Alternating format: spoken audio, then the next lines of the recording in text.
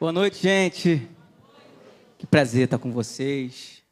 A gente está lá em Caxias, continuando essa obra.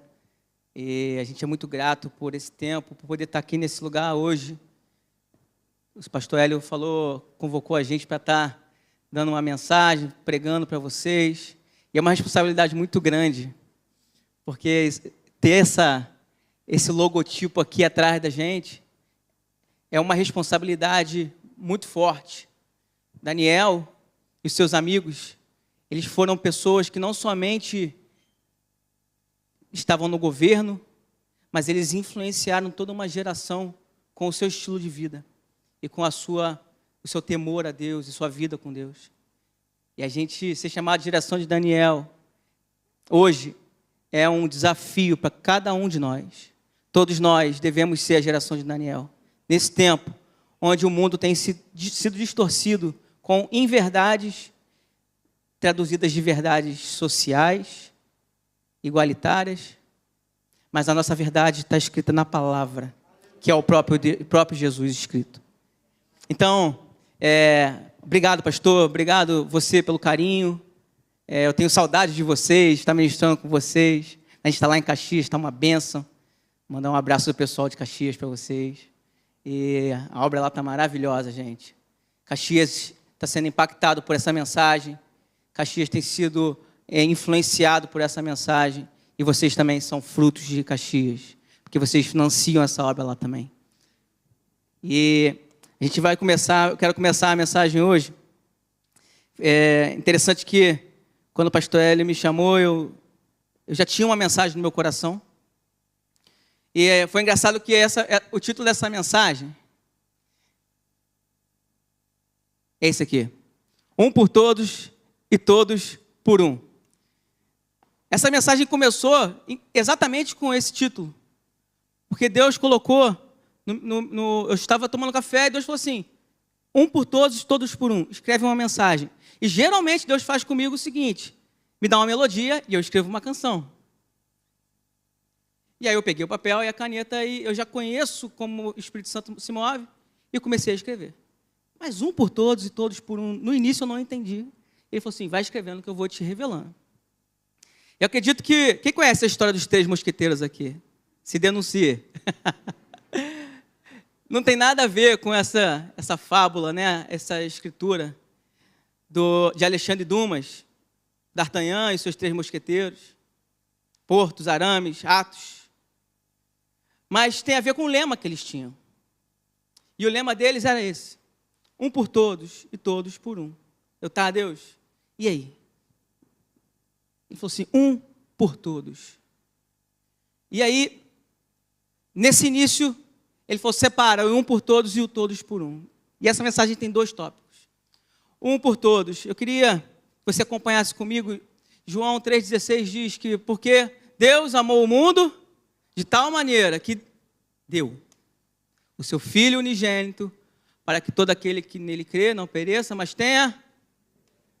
Legal? E aí Deus me levou a um outro texto, que é Gálatas 1,4, que diz: o qual se deu a si mesmo por nossos pecados, para nos livrar do presente século mau, segundo a vontade do nosso Deus Pai. É interessante que Gálatas 1 fala que Jesus se deu a si mesmo, mas por um propósito maior, que era do Pai. Então, Tito 2,14, se você quiser anotar, também fala sobre essa entrega de Jesus. E aqui fica o primeiro tópico: um por todos. Jesus por todos nós. Jesus morreu na cruz com um propósito. Uma semente. A semente perfeita que brotou no solo e gerou a cada um de nós. Uma semente. O poder de uma semente.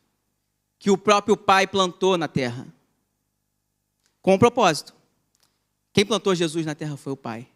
E ele tinha um propósito. Fica claro que o propósito do tema, após a leitura dessas 2 mensagens, foi que Jesus veio como o único filho do Pai, o unigênito do Pai. para que ele morresse por todos nós e, com isso, mudasse o curso da história da humanidade. O mundo, gente, foi dividido entre antes de Cristo e depois de Cristo. O ateu, ele pode até falar que não crê em Deus, mas o calendário dele é cristão.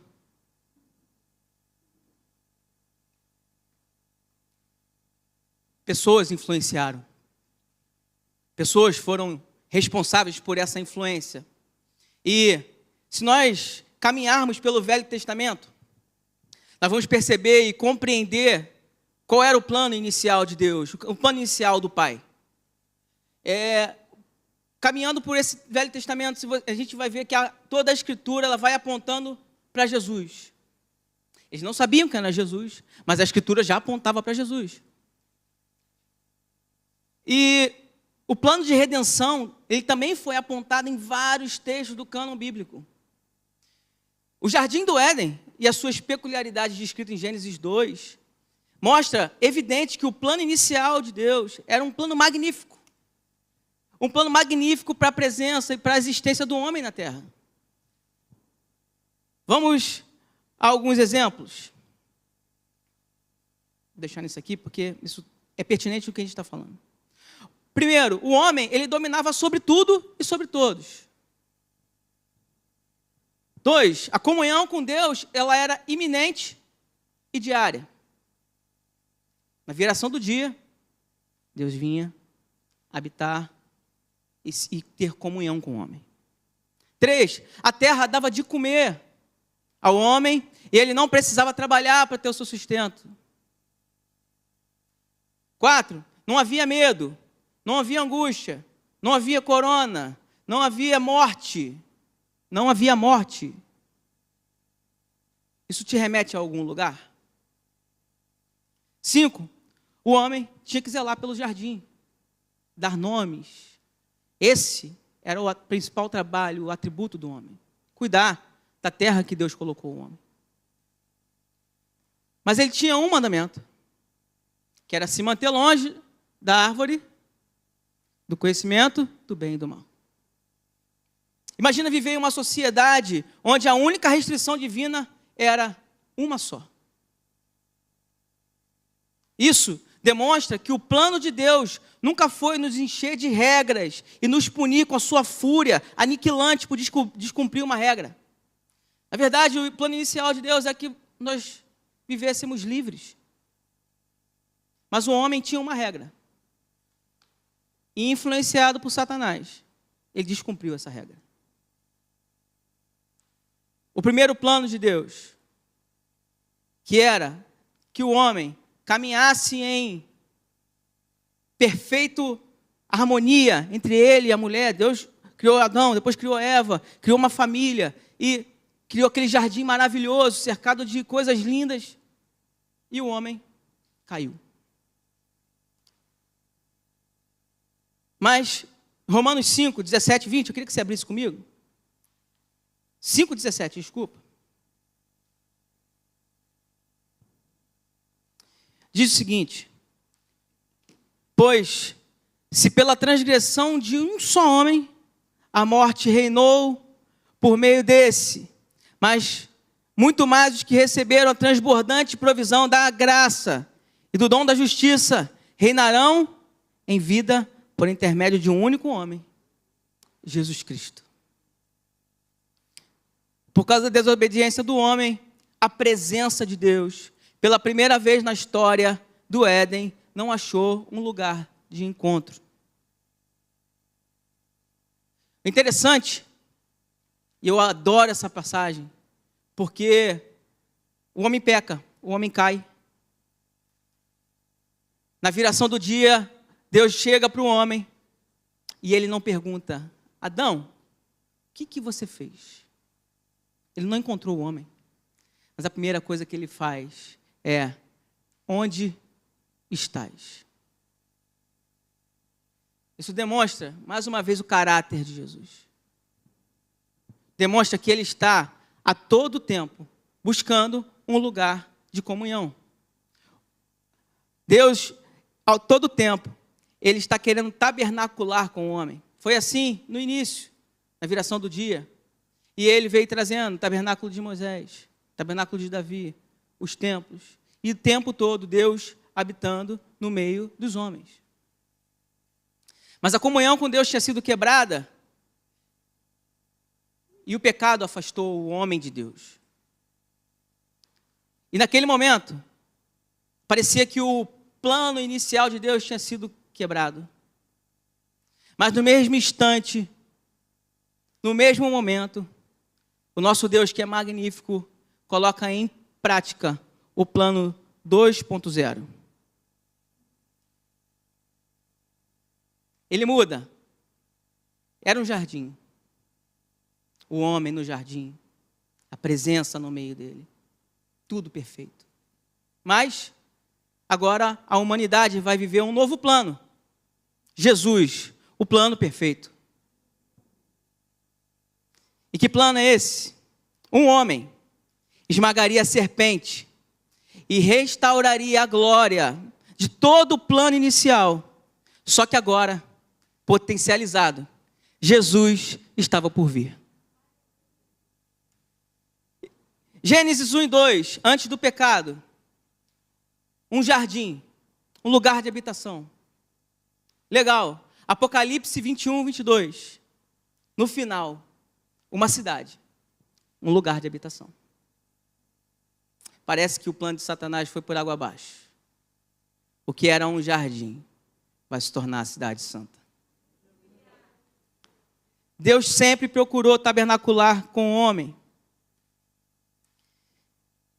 Isso, eu acabei de comentar. Deus sempre buscou por essa comunhão. A busca eterna de Deus é pela comunhão. A presença persegue o homem. A presença persegue o homem. É a paixão divina estar conosco.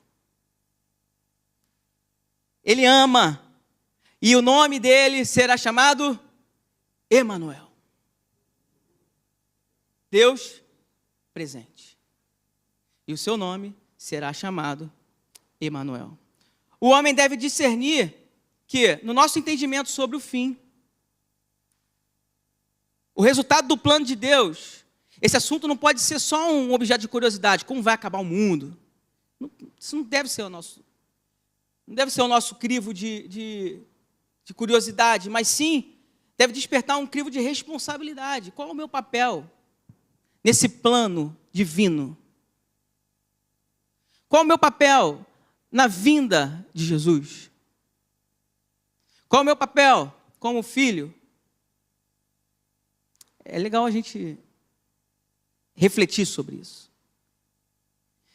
1 Coríntios 15, 24, 28.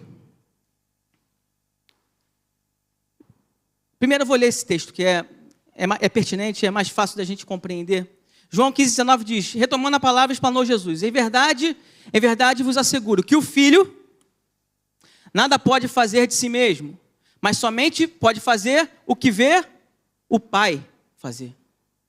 Pois o que este fizer, o Filho semelhantemente o faz.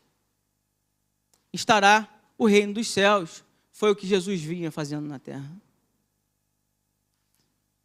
Jesus, por onde passava, ele falava, é chegado o reino de Deus. Curas, milagres, transformações. Jesus nada podia fazer o que ele não via o Pai fazer. O propósito de Jesus era cumprir a vontade do Pai. Jesus, ele nos deixou um mandamento. E esse mandamento tem muito a ver com a segunda parte. Mas eu queria frisar que um por todos foi Jesus por todos nós. E agora, a segunda parte diz, todos por um. Olha para o seu lado. Eu quero, nessa noite, dizer que você vai ser desafiado por Deus. Esse desafio veio como uma flecha no meu coração, há alguns anos atrás. Mas hoje eu tenho muito mais clareza do desafio que é ser filho. E o desafio que Deus nos coloca que é muito maior do que vir à igreja, sentar num banco e assistir uma palavra, cantar 4 louvores. Isso faz parte. Isso é necessário. Isso é vida para a gente. Mas a nossa função e a nossa missão tem a ver com o que nós somos. Tem a ver com a sua identidade em Deus. Com aquilo que você se tornou. E isso é o que Deus quer.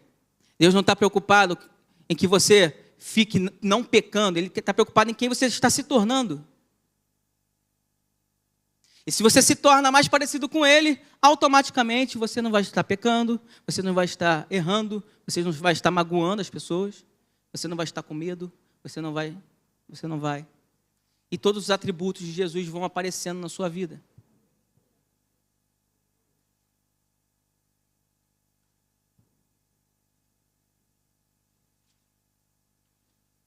E aí Jesus deixou um mandamento para a gente. Ide por todo mundo, pregai o evangelho a toda criatura. Se nós entendermos que o nosso destino é trazer o reino de Deus para a terra e manifestá-lo como o Pai o fez, e que esse é o mesmo propósito de Jesus, descrito em 1 Coríntios 28, depois você dá uma lidinha lá, você lê o plano de Jesus de entregar o reino ao Pai. Toda a nossa missiologia muda. Preparar a terra para a vinda do reino é a missão do Filho. Preparar a terra para a vinda do reino é a missão dos filhos. Nós precisamos dizer ao mundo: Deus quer habitar entre nós. Nós precisamos dizer ao mundo: há um reino vindouro. Jesus, o Rei da Glória, veio para que nós tivéssemos vida em abundância, mas não só aqui, mas para todos sempre. Tem uma cidade para você viver, onde não há dor, não há tristeza, não há rancor, não há falta de nada, há alegria, paz e gozo no Espírito para sempre. Quantos querem isso? E quantos querem ver o mundo sendo contagiado por isso? Jesus também queria. Deus, inicialmente, deu para ele 12. Em sua missão, Jesus não veio pregando o evangelho diferente do evangelho do reino. E, inclusive, ele era muito didático nas mensagens dele. Ele falava por parábolas, porque era mais fácil para as pessoas entenderem. E, às vezes, as pessoas não entendiam. Jesus, inclusive, usava os termos da época para que a assimilação da mensagem do reino, o lifestyle cristão, fosse melhor assimilada pela sociedade. Quando Jesus nomeia os seus 12 apóstolos, esse termo hoje se popularizou na igreja como uma hierarquização, né, eclesiástica, apóstolo primaz, o bispo supremo e tal. Mas, lá no início, Jesus chamou os apóstolos porque era um termo daquele tempo. Era uma figura diante da nova aliança ser escrita. Os fenícios e os gregos foram os primeiros a desenvolver a palavra apóstolo, que no sentido original significa enviado. Mais tarde, o Império Romano adotou a palavra e desenvolveu o seu significado, uma função ainda mais. Eu vou ler porque é muito legal essa história. 2000 anos atrás, apóstolo não era uma palavra, um título religioso, mas era um termo usado na linguagem secular para descrever uma frota de navios de batalha. Não limitada a navios, tá? Enviada por um rei, olha que legal, para uma missão específica. Então, uma frota de navios saía. Nós somos frutos de apóstolos portugueses. Já entendeu? A missão era navegar para o território estrangeiro com a finalidade de colonizar e transformá-lo num lugar com as características iguais às da região de origem. O capitão do navio principal era chamado de apóstolo. Legal, né? Junto com o apóstolo, olha que legal, viajava uma equipe de profissionais especializados, como, por exemplo, professores de linguagem, cultura, arquitetos, construtores, soldados para manter a ordem, médicos e muitos outros que eram fundamentais para o sucesso e a expansão da nova colônia. O apóstolo era enviado com a autoridade exclusiva do rei para supervisionar e direcionar o desenvolvimento da nova colônia. O objetivo final do apóstolo era garantir que, se o rei fosse visitar, isso aqui me marcou, gente. O objetivo principal do apóstolo era garantir que, se o rei fosse visitar a qualquer momento aquela colônia, ele se sentia imediatamente como se nunca tivesse saído da sua capital. Eu li isso e falei assim, cara, Jesus era sensacional. Ele usou o termo dos caras. E os apóstolos romanos, eles iam colonizando as cidades, as decápolis romanas. E os apóstolos, Alexandre o Grande fazia isso. Se nós nos apegarmos à história daquela época, percebemos que existiam 3 grandes culturas. A cultura helênica, a gente aprendeu isso no 2º ano, que se você não fez a escola Atos do 2º ano, aí você vai aprender isso. A visão panorâmica do Novo Testamento. A cultura helênica formada por filósofos muito famosos, como Sócrates, Platão, Aristóteles. Esses caras formaram a cultura helênica. Epícoro. Eles formaram essa cultura grega, muito difundida na época por imposição de Alexandre o Grande, em suas conquistas na época do Império Grego Macedônio. Então, Alexandre o Grande chegava e a primeira coisa que ele fazia era misturar os povos, para confundir as culturas. E ele trazia o helenismo. O helenismo era a cultura que eles precisavam, eles tinham que manter nas cidades dominadas pelo Império. Olha que interessante. Já era uma guerra cultural antes de Cristo. Já existia essa guerra cultural que nós estamos vivendo hoje. Existia a cultura judaica, proveniente do povo judeu e da Torá. Quem conhece alguém judeu, algum parente judeu mesmo? Tem algum parente ou algum amigo judeu mesmo? Eu tenho, meu cunhado é judeu. E eles têm uma cultura muito diferente. Mesmo sendo brasileiros, eles têm a cultura deles. Aonde o judeu está, ele tem uma cultura diferenciada. Ele tem os dogmas deles, eles têm a cultura familiar deles, as datas deles. Eles não mudaram. E existia a cultura romana. Então, agora, a nossa cultura ocidental é formada por uma vertente grego-romana. Inclusive o nosso idioma. Ele tem raízes no grego e no latim. Olha que legal. Então agora Jesus chama seus influenciadores de apóstolos. Não de um reino humano, ou para conquistar uma nova decápole romana, mas para expandir um reino eterno. O reino dos céus. Jesus subiu aos céus. Jesus ficou 33 anos na terra. E por que você acha que ele falou que nós faríamos obras maiores do que a dele? Porque ele com 12 incendiou uma sociedade.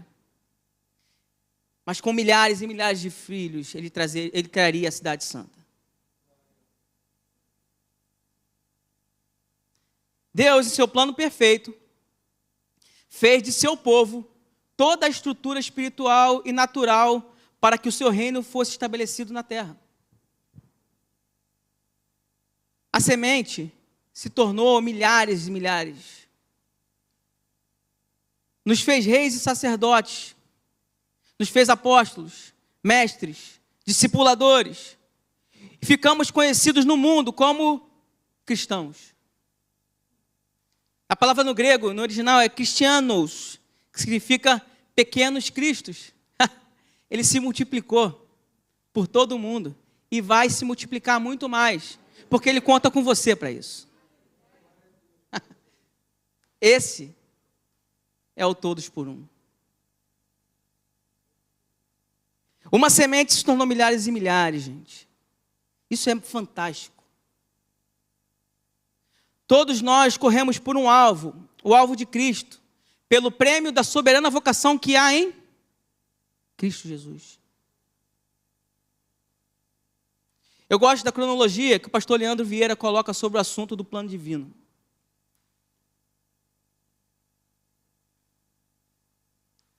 Ele fala o seguinte, Gênesis 1 e 2. Antes do pecado, um lugar, um jardim. Apocalipse 21, 22. Depois da remissão, um lugar, uma cidade. No centro do jardim, em Gênesis 1 e 2, uma árvore, a árvore da vida. Apocalipse 21, 22, no centro da cidade, uma árvore, a árvore da vida. Gênesis 1 e 2, um casal, Adão e Eva. Apocalipse 21, 22, um casal, Cristo e a igreja. Gênesis 1 e 2, Deus habitando com os homens. Apocalipse 21, 22, Deus habitando com os homens. Nós somos a resposta que o mundo está precisando. Nós somos a resposta de Deus para o mundo. Precisamos estar como igreja nas escolas, nas universidades, nos nossos empregos, influenciando essa sociedade e a nossa cultura. Precisamos. O turno de Jesus, ele cumpriu. Ele deu, quem foi militar sabe, acabou o serviço, fora de forma, marcha, agora passou o serviço. Sabe para quem ele passou o serviço? Para a gente. Ide por todo mundo. Pregai o evangelho a toda criatura. Mas, Nicolas, não sei pregar, eu não sou um pregador, eu não sei falar, eu não sei cantar. O seu exemplo, a sua vida é uma pregação ambulante. A sua cultura do céu. Pedro, quando ele chegou lá e falou que ele negou a Jesus, ele não conseguia esconder a cultura dele. Você fala como eles. Você é um deles. Não, não sou não. Você fala como um deles, como é que você não é? Não tem como esconder. O cristão, onde você chega, você é diferente. E tem que ser diferente. Se você tiver igual, tem alguma coisa errada. Nós precisamos ganhar essa guerra cultural. A cultura que tem que predominar é a cultura do reino. Esse sistema do mundo é corrompido. Sempre foi uma guerra cultural. E não vai ser diferente. E está chegando um tempo em que a igreja vai ser pressionada a manifestar essa cultura. E aí? Deus pode contar contigo? Precisamos ser o evangelho vivo, curando os enfermos, libertando os cativos, sendo reconhecidamente cidadãos dos céus, na terra dos viventes. Muitos homens morreram e gastaram as suas vidas por essa causa. Um por todos e todos por um. Jesus por todos e todos nós por Jesus. Queria que você refletisse sobre isso. Essa é uma noite que tem tudo a ver com a geração de Daniel. Deus preparou um povo para ele, para dominar a terra de novo. O plano inicial de Jesus, o plano perfeito, era o homem dominando. E o plano se expandiu. O plano cresceu. Mas Deus precisa de homens, filhos fortes, pujantes, sensíveis ao Espírito Santo, cumprindo o ID. Gente, a Bíblia diz que os sinais acompanhariam os que crerem. Precisamos impor as mãos nos enfermos, precisamos ir nos hospitais, precisamos, onde nós precisamos ir, onde Deus te chamar, você precisa ir, porque é chegado um tempo de aceleração, em que a cidade santa, nós herdaremos ela. Nós precisamos povoar essa cidade. Eu estou terminando. Eu queria que você colocasse de pé.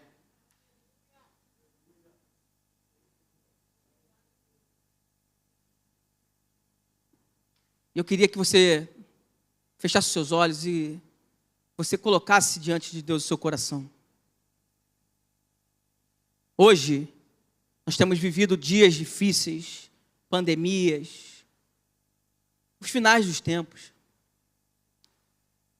É nítido que nós estamos vivendo os últimos dias da terra. Jesus, ele está doido para voltar. O Espírito e a noiva dizem, vem. E nós precisamos ser esse canal. Eu queria que você colocasse a mão no seu coração. Deus nós te engrandecemos nessa noite.